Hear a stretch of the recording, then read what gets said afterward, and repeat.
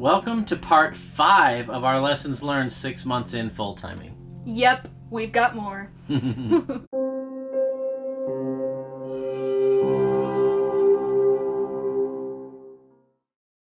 Alright, so this is the 5th and final episode of lessons learned in our first 6 months full-time RVing. We could go for another 2 hours, and I'm only like halfway through my list, so I'm going to skim through this and just be concise for today. We're calling this our non-college education because we are learning so much about each other, about ourselves, about this wonderful country, and about other people. Why don't you start us off talking about the benefits of staying in an RV park for a month? Because we're at a spot right now that we've been here for 2 months, and we booked this for 2 months. What are the pros of that? There's a few things. One of them that I'm sure you guys can guess because we've talked about sometimes the challenges of finding a place to put your RV. So that would be the main one is, for whatever, long stretch of time we're here, that's something we don't have to think about, which is beautiful. The other nice thing is during certain times of the year, you can find monthly rates, which we are hugely benefiting from right now.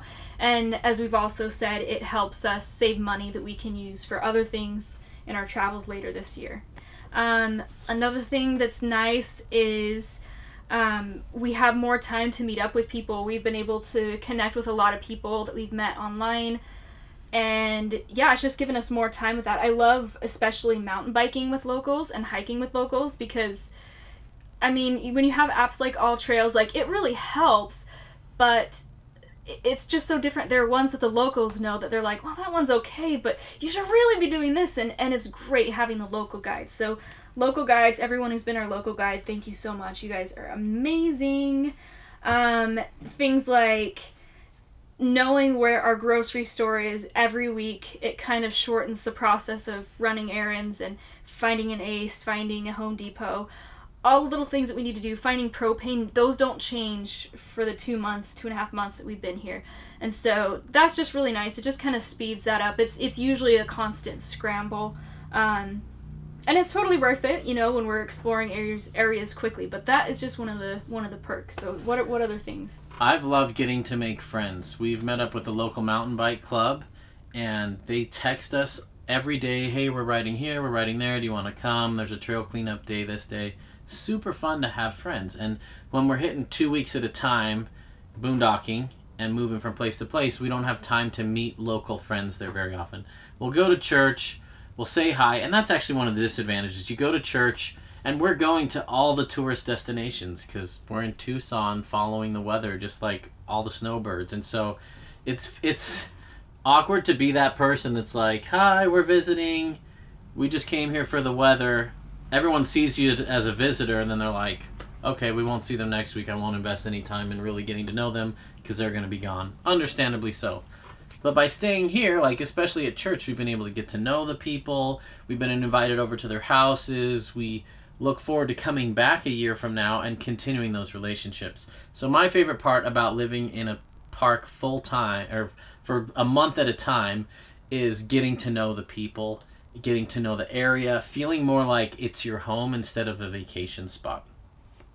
It's also cheaper when you do a monthly if you can. So when in peak seasons, it's almost impossible to find monthly rates. Now, I know people are going to post in the comments, I have a cheap monthly place in the middle of nowhere, and okay, that's great. We're speaking in generalities here. But if you're wanting to go to Denver in the summer, you will not find a cheaper monthly rate because they can get paid full price on a daily rate and get those full. So it doesn't benefit them to lower the price for you for the month. So where we're at right now, it's $30 a day or $350 a month, plus you pay the electric bill. Our electric bill's tiny because we have a ton of solar and it takes care of almost all of our stuff. We're plugged in just because we can, but that's where we're at right now. That's really cheap. We're saving by staying monthly. Now, when we're going to Moab in 2 months, we really wanted to stay monthly. There was only one park out of 20 that offered monthly rates. They said, sorry, this is our peak season. It's not in our best interest to offer monthly rates. And so a lot of them were in the $1,500 range to stay there for a month.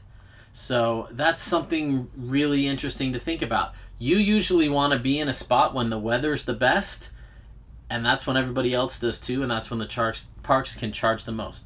So if your number one goal is staying as cheap as possible, you'll pick the cheapest park, and it probably won't be in the most ideal location. And your main goal is getting somewhere cheap, and that's totally fine. The way we like to travel is say, I want to go to San Francisco in March. That's when I want to be there. Now I have to find a cheap RV park in there. And sometimes that's not possible because that's when everybody wants to be there. But that's why we're doing this. We're not doing this to live as cheaply as humanly possible. We're doing it to experience the world when we want to, where we want to. That being said, as we've said, we do kind of plan for it. So we'll free up cash during some months when we're boondocking more, so that when we go into this other area, we've kind of saved some of the last month's budget to help with that. So there's a lot of give and take, and that's why, as we said, you do kind of have to be willing to do lots of different kinds of RV stays because, well, you don't have to, but in our case, the way that we travel, it just kind of makes it all come out a little bit better financially and staying in the budget. And like Teresa said, meeting up with friends that follow us on YouTube has been way easier when we're in a single spot. When we're moving or even just staying a week or two at a place and trying to meet up and getting our schedules to align is next to impossible, especially when I'm working. And then when I'm not working, we're either mountain biking or exercising or fixing something. And so we don't have a whole ton of time to just hang out with people for 8 hours at a time. Yeah, and usually if we can, when we're traveling quicker, if we can meet up with people, it's usually more like we're going to be here this night doing this. If you want to come hang out with us, come hang out with us. But, if we've only got 3 or 4 days in a location, we've kind of already got planned what we're going to do. So if you're not wanting to join in on what we're already doing, then we just kind of have to say, oh, hopefully next time. So but we tricky. do love meeting up, and we want to as much as possible. It's just hard, especially if the other person's a full-time RVer too. That's almost impossible. Because they usually have the same kind of thing going on. So another benefit of staying in a spot for a month or two at a time is the stress of life goes way down. We're not wondering, where do I have to put the RV tomorrow because it's here. We can go backpacking for 3 days and not feel like it's going to get messed with because we're in a park where we know the neighbors. Yeah, and we're not sinking time into driving days, into finding places to dump our tanks. Like, you can fall kind of into rhythm, and it frees up a little more time to really soak in an area. So while we love boondocking, every now and then when we've done a lot of boondocking, it's nice to know we're going to be at a spot for a month and just decompress, relax, find the hardware stores, and find shopping. Like when you're boondocking all the time, an IKEA, you're usually not going to find an IKEA within 20 minutes. And if you need a new table or a new chair or something, you're going to have to wait until you're in an area where you can do that. So it's nice being in a city, being next to stores, being able to take care of things. It's nice having an address where things can be shipped to. We're leaving in a week and we're trying to get all our last Amazon shipments. What are we going to need the next month? Let's ship them here because it's going to be too hard in the next month. So next year we're going to come back here because we love it, and we're going to do probably another month or 2 or 3 or 4 in one spot because it's relaxing. There's so much to see here. In 2 months we've only seen about 20% of what we want to, and we play almost every day. And it's been a good chance for me too to do a lot of the planning, make a lot of the travel arrangements for later, while, like we said, we're not spending a lot of our free time doing driving days and trying to cram in as much outdoor fun as we can. I've got time to work on finding stays for the coming months. And so changing topics now, another thing we've learned in our 6 months is that it's such a different lifestyle change from where we were before. It's almost like being married again. So our marriage day was the happiest day of my life. It was amazing. And then the 3 months after that, happiest 3 months of my life after that. And then every month after that just kept getting better and better and better. But those 3 months were challenging because you bring 2 different lives together that are used to doing their own things, and now we have to communicate in different ways. You know how it is with relationships. Well, the same thing happened to us when we moved into an RV. So, I mean, we'd been married 11 years before we started. It's totally different. Like, we both had our own careers.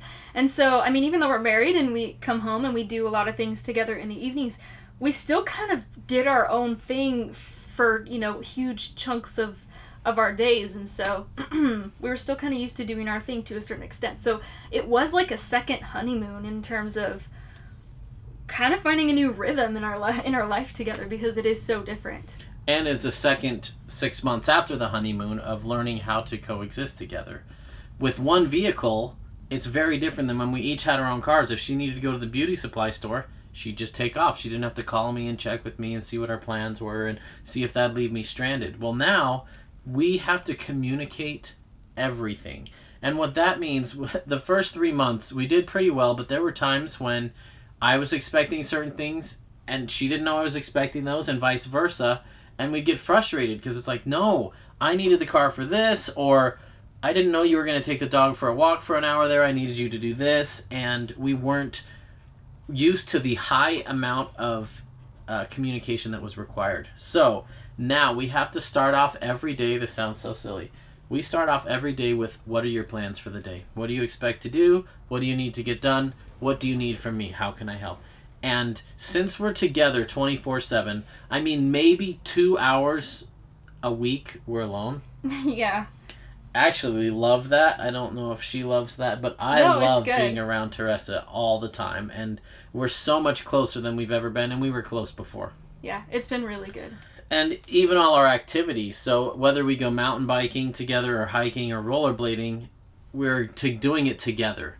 And so she never wants me to go mountain biking on my own because she wants to come, which is the problem I've been trying to have for years and years and years. So anyway, that was a big learning for us, was the importance of syncing our schedules and scheduling every morning a communication meeting of what's going to happen today. When we forget to do that, we get frustrated with each other and it's a rough day. For us, 200 square feet is just fine for a house. I don't think, unless by some miracle we have children, I don't think we will ever need more space than this for living. Now we have the van full of all of our toys and we need that, and a garage would be awesome to be able to work on things and keep tools there and stuff, but we're willing to forgo that right now. But I think in our future, if we ever stopped RVing full-time, I would not need a house bigger than our Airstream. We'd probably need a garage/garden shed bigger than our house. But as far as living in a small space, it's been absolutely fine. Yeah. We're glad we stuck with the 30-footer. A couple months ago, we were trying to decide, should we downsize to a 25-footer and get a Transit or a Sprinter to pull it? Quick little update on that. We're glad we stuck with this. Some days we still wish we had a 25-footer because those tow smaller. They're a little more nimble. They get back in little places, but it's still a big trailer. We would have had to do so much work on just the trailer to get it ready. It wouldn't have been worth it. I'm glad we stuck with what we did. If we were moving every week or two, a 25-footer would feel better. But this is a better house. This is a better office than the 25-footer. And that's what we bought this for. Plus, we can fit our 900 watts of solar on the roof. Couldn't do that on the 25-footer. I'm so glad we have Fred. Fred is the perfect tow vehicle for us. I could not be happier. I'm so glad we did the high top. There's still some things to do. We need to build it out a little bit, but Fred is rocking. It's so great. It's 4x4. It'll get down the really bumpy, rough roads. We can keep our bikes in it and load those easily. We can keep all our other toys in it. It's not that awful for driving around town. It tows well enough, and we love Fred. So glad we did that. And we're glad we have an Airstream. Now, Airstreams are not perfect, and they're not the right solution for everybody. We'll reiterate what we've said before. We love the windows. We love the build quality. We love just the clean aesthetics inside and how well they use space. Another huge pro to owning an Airstream that's hard to find in other brands, but you can do it, especially like Casitas and stuff, are the online resources. So Airforums is so useful. If your shower's leaking, you can go to Airforums and read 40 other posts where people have had a similar problem. And since Airstreams haven't changed a ton in the past 10, 20, 30, 40 years with how they're built, a lot of the parts are the same. And so if someone's explained the problem on a different model, it's very similar to yours. That's really great. And we like the community. We like the rallies. We like when people visit and say, I've never seen an Airstream, can I look inside? And we like the iconic look. That being said, my favorite trailers are made in Australia. I don't want to go too off tangent, but I wish someone in the US would make those. Something like the Kedron trailers and the Jayco US or Jayco Australia, which has no affiliation with Jayco USA. A guy used to work at Jayco USA. He moved to Australia, started Jayco Australia, not even close to the same company. They're amazing. They have great windows, great interior. They're meant for off-road use in Australia. Now, you can't just import those because they're 220 volts and all the connections are swapped to the other side, and that wouldn't be worth converting it. But we see a huge market, and we would love one day to try one, a great off-road, beefy, hardy trailer that's meant for going down really rough roads. And we see a huge market in the US. I would love something like a 25 to 27 foot fiberglass trailer that's got the great windows of an Airstream, but a fiberglass shell, really good insulation, waterproof, they don't get hail damage, a little bit less fragile, just something built like a tank that's still pretty light. Yeah, I mean, at the moment, the ones that we have seen that are the fiberglass shell, my biggest beef with those is they feel like submarines because the window situation isn't great. Yeah. Another one we like that we didn't mention is the little Snoozy. We haven't seen one we haven't been inside one, but I think that's a really cool trailer. Anyway, we're getting off topic. There are downsides to an Airstream. Don't read into this more than we're saying. We're just presenting information. We love Sparky. We love this house. We're going to keep it for a very long time. We have way too much invested in it to ever change, and we don't see anyone making the types of RVs that are better than this for us anyway. There are some downsides, though, to an Airstream. They're still a travel trailer. They're meant to be hauled around on vacation days, not lived in full time. The cabinets, if you overload them, they will start to pull away from the shell, and you have to retighten them. We've had to retighten them quite a bit. Solar and batteries are really tough. Airstreams come with 2 batteries on the tongue, and they already have a super heavy tongue weight. So this model's like 870 pound tongue weight. Well, if you want to add 4 more batteries, you're going to add them to the tongue, and that's going to add another 150 pounds of tongue weight. A lot of tow rigs can't even handle that, and it won't tow as well. So then you want to put them inside, but there's less places for that, and that means you have to go to AGMs or lithiums. We made it work. Mm-hmm. We're glad we have our battery set up, but installing solar and batteries on an Airstream is way harder than a fifth wheel, way harder than a Class A, way harder than most RVs. It's a tight fit. Airstreams are also expensive, but you get most of that money back if you ever go to sell it, even if it's 20 years old. They have poor ground clearance, and the tanks hang really low, and there's lots of little things to upgrade for this life we have, like putting a lift on it, new wheels and tires. The 15-inch wheels on a model this big on a 30-footer are a huge limitation. They don't make tires in the 15-inch variety that really can handle a whole lot of robust towing, especially at speed, so that's why we upgraded to the 16-inch wheels. There's just lots of little things you're going to want to upgrade that are already going to add more money on top of something that you've already paid a lot of money for. But we do love Airstreams. We love the community. We love how easy they are to work on. We've said this before in other videos, but it's worth mentioning now. We still stick by our Airstream recommendations. We recommend 05 and 06 up to 2013. We like the ones that have the aluminum. We don't like the ones with the mouse fur, but that's just us. The aluminum ones on the inside are worth more than the mouse fur ones. But you can save money by going to an older one with the mouse fur. So in 2013, Airstream was pumping out something like, I want to say, 27 trailers a month, something like that. In 2014, they upped that to like 47 a month. And so they almost doubled production without increasing. They couldn't increase anything. Then in 2015, they did something more like 54 a month. And then it just keeps going up and up. They've expanded their family factory. But Airstreams, ever since 2014, are built so fast, you're going to find more issues with them. Now, once you fix those issues, it's going to be a solid trailer. But you can't build 47 trailers with the same resources you could build 27 without lowering quality. And that's what we've seen. So our favorite models are 05, 06, 07 up to 2013. In 2014, that was a real big tipping point where they were rushing them out really quick. And even though Airstream is known for great quality, we would never recommend anyone buying a brand new one because they're expensive, and we think they were better built in those older years. Yeah, we've just talked to friends who've had a lot of problems with them. Granted, some of you will disagree. That's fine. This is our opinion. Couple more thoughts on solar. I know a lot of people are interested in this. Even with 900 watts of solar and a giant lithium battery bank, we still have to be cautious how we use electricity. We can't just treat it like a house, leave the inverter and lights and TV and blender, everything on all the time. We have to be choosy.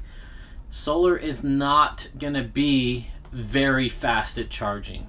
The most we've seen is 30 amps at once charging on that. That's what a little 2,000 watt generator will do. So it's not like tons of solar panels are just going to be pumping those electrons into your battery. It's a slow trickle process. So know that. Even if you dump 20 grand on your solar, it's going to take hours to replenish what you've used.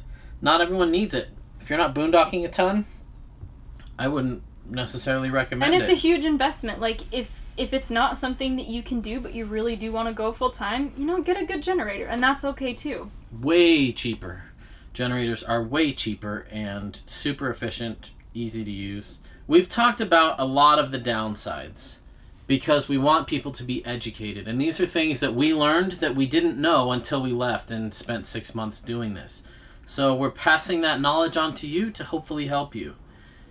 Let's take a moment to talk about the best parts of RVing, because despite all those things that we've talked about that suck, that are not fun, that are more difficult than normal life, we still do this and we still want to because the benefits outweigh that for us. What's your favorite part about full-time RV life?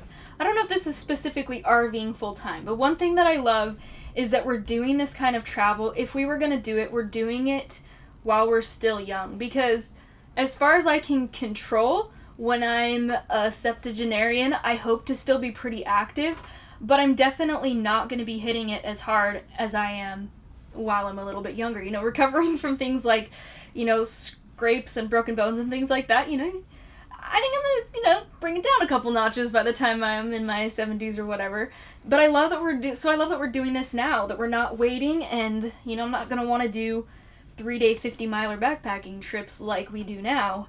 I agree. And that's a really cool side of it. Yeah, now's the perfect time to be doing it, when we can ride and hike and explore all these things.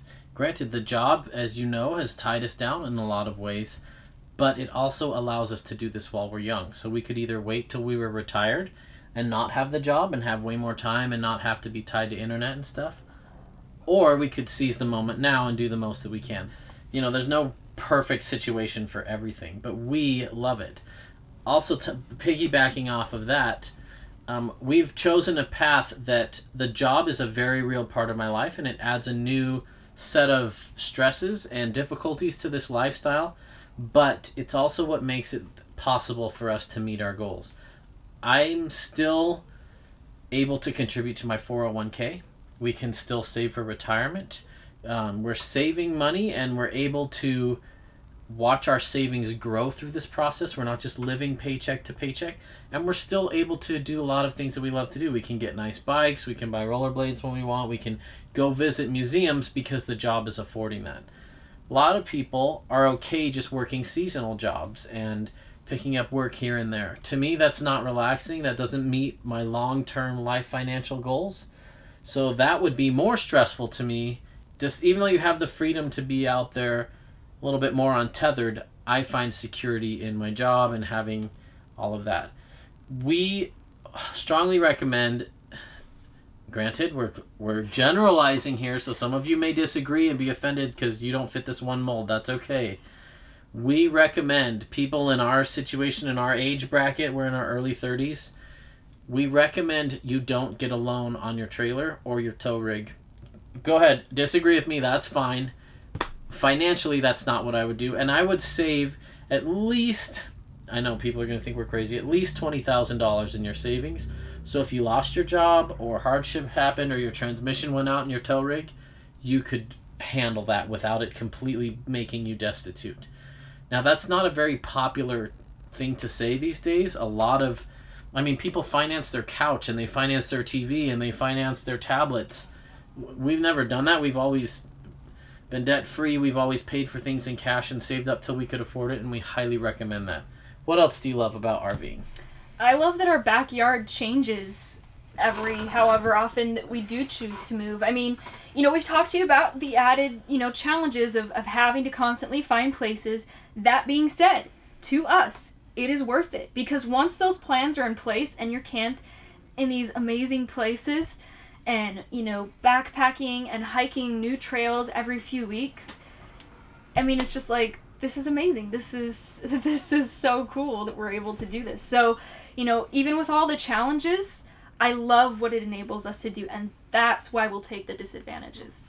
I also love the variety of trails we're able to ride. Like when we were stuck in one house, within half an hour there were 10 mountain bike trails.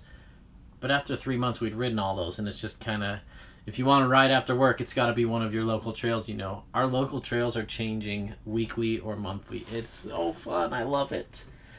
I also love being able to explore the U.S. and see new places, to live in the desert, to live in the mountains of Colorado, to go out to the ocean and change, and the change is exciting.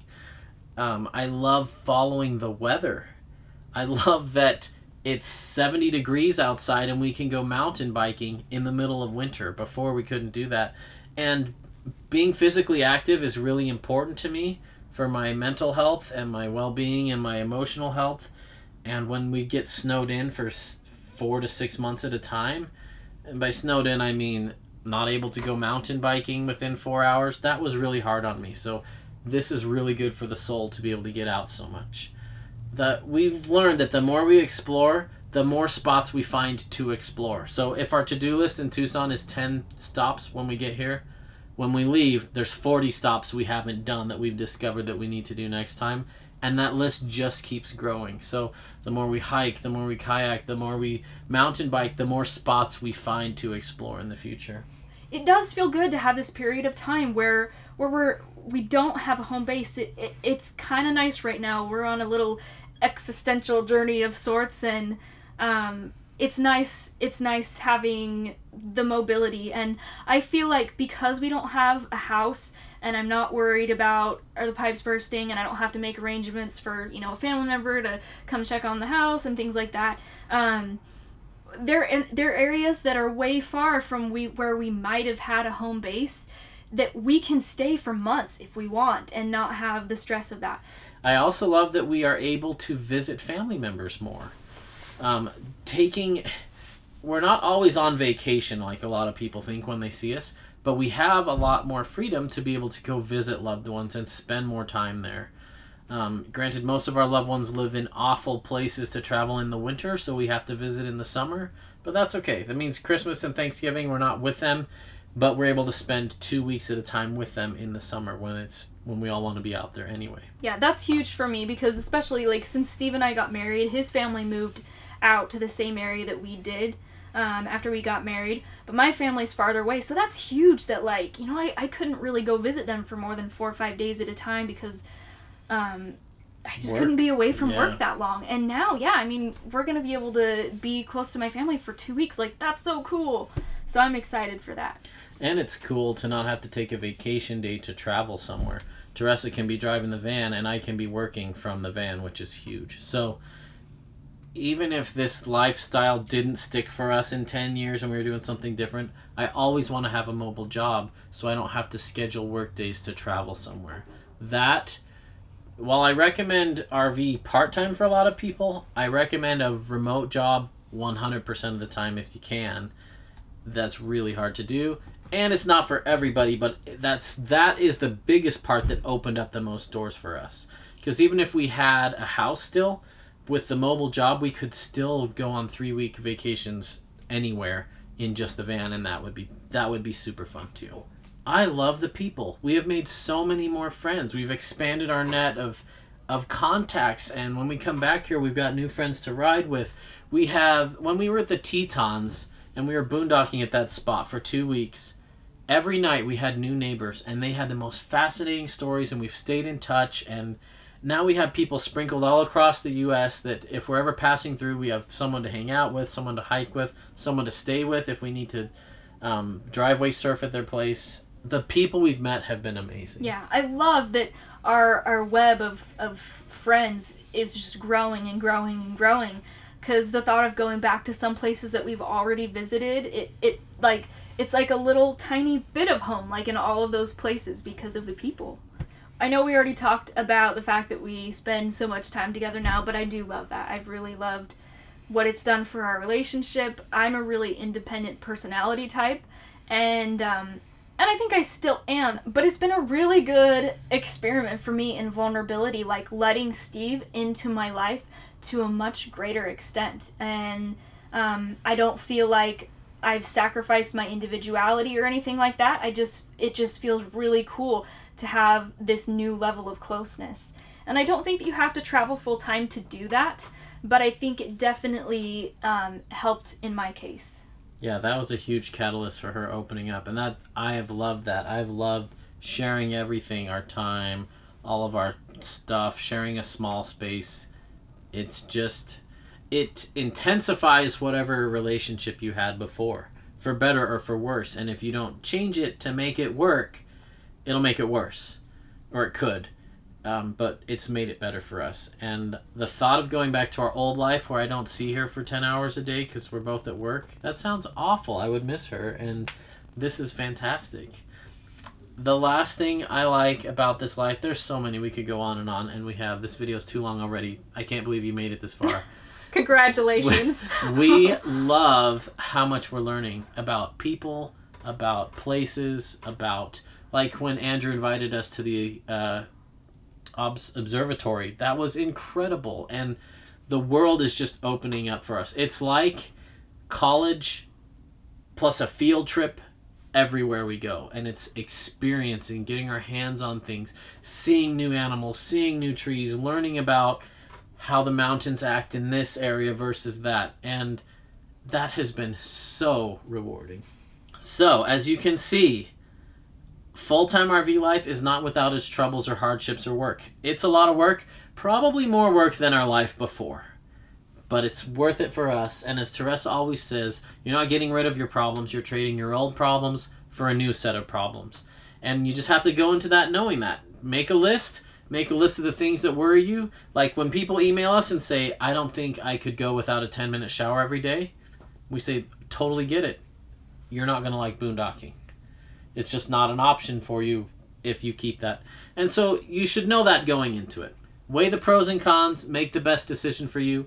Everybody's ideal RV is going to be different. Their ideal travel style is going to be different. Their ideal staying time is going to be different. So take every piece of info you can and make it work for you. Hopefully our experience in the last 6 months helps you make a more informed decision. Thanks for watching. Thanks for all the great comments. We love you guys. Can't wait to show you our more exciting adventures coming right around the corner. See ya.